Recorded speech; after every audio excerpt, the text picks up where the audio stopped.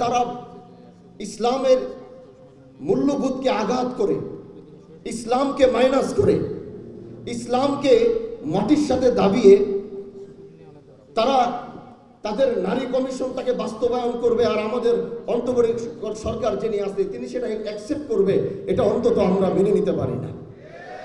তো আমাদের কথা হচ্ছে, আমি ডক্টর ইউনূস সাহেবকে বলতে চাই যে আপনার কাছে আপনার এটা মনে রাখতে হবে, এদেশের মানুষ আপনাকে যেভাবে সম্মানের আসনে বসিয়েছে, কারণ তারা দেখছে আপনি আপনার দায়িত্ব পালন করছেন, তারা দেখছে আপনি দেশের জন্য ভালো কাজ করছেন।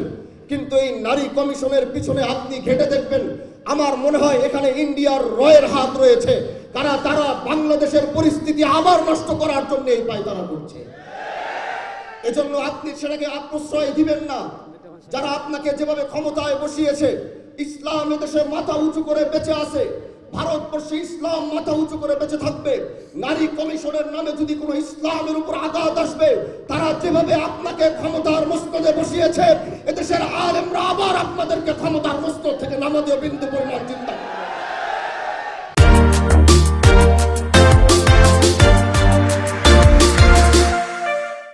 এজন্য মেরে দোস্ত মেরে আজিজ, আগামীর বাংলাদেশে আমরা এই সমস্ত কিছু মানব না।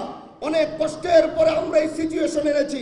ওলামায়ে কেরাম বসে আছেন, কারা নির্যাতিত ওলামায়ে কেরাম আমার সামনে বসা। 5 আগস্ট এমনি এমনি আসে নাই, মনে রাখতে হবে। হ্যাঁ, তোমরা আন্দোলন করেছো রাস্তায়, মেনেছি। বিএনপি আন্দোলন করেছে, মেনেছি। জামাত আন্দোলন করেছে, মেনেছি। ছাত্ররা আন্দোলন করেছে, মেনেছি। কিন্তু আমরা মুসলমান, আমাদের এক ভরসা আল্লাহর দিকে। কারা নির্যাতিত ওলামায়ে কেরাম, যেদিন এই দেশে হাতের ভিতরে ডান্ডা বেরি ঢুকিয়ে তাদেরকে ঢুকানো হয়েছিল, যাও সেই কারাগারগুলো দেখো। সেই কারাগারগুলো দেখলে, যেই রুমগুলোতে তারা থেকেছে, সেই রুমগুলোর মাটিগুলোকে জিজ্ঞাসা করো, তাদের কত চোখের পানি সেখানে পড়েছে। 5 আগস্ট এমনি এমনি আসে নাই, আলেমদের চোখের পানির বিনিময়ে এসেছে। এজন্য আগামীর বাংলাদেশে স্পষ্ট বলে দিচ্ছি, আগামীর বাংলাদেশে হাজী শরিয়াতুল্লাহর বংশের এক ফোঁটা রক্ত যদি আমাদের মধ্যে থাকে, আগামীর বাংলাদেশে ইসলাম বিরোধী কোনো কাজ যদি হবে, আগামীর বাংলাদেশের মুসলমান ইসলাম বিরোধী এক চুল পরিমাণ কাজও মেনে নিবে না ইনশাআল্লাহ।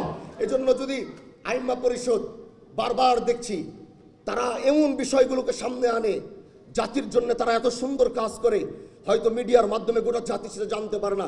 প্রত্যেকটা ইস্যুতে তারা যে ভূমিকা পালন করে, আল্লাহ পাকের কাছে দোয়া করি আইম্মা পরিষদের যারা দায়িত্বশীল আছে, এভাবেই আপনারা ইসলামের কাজ করে যাবেন, এভাবেই আল্লাহর দ্বীনের কাজ আপনারা করে যাবেন। আগামী আল্লাহ পাক যেন আমাদেরকে কাঁধে কাঁধ মিলিয়ে একত্রিত হয়ে, ওলামায়ে কেরাম স্পষ্ট বার্তা দিয়ে যাচ্ছি, এই বিষয়ে যদি সরকার মহোদয় না বুঝবে, ওলামায়ে কেরাম ঐক্যবদ্ধ হয়ে যদি আপনাদেরকে ডাক দিবে, তাহলে আমরা সেই ডাকের জন্য আমার জীবন, আমার মরণ, আমার জানটুকু দেওয়ার জন্য প্রস্তুত থাকবো তো ইনশাআল্লাহ।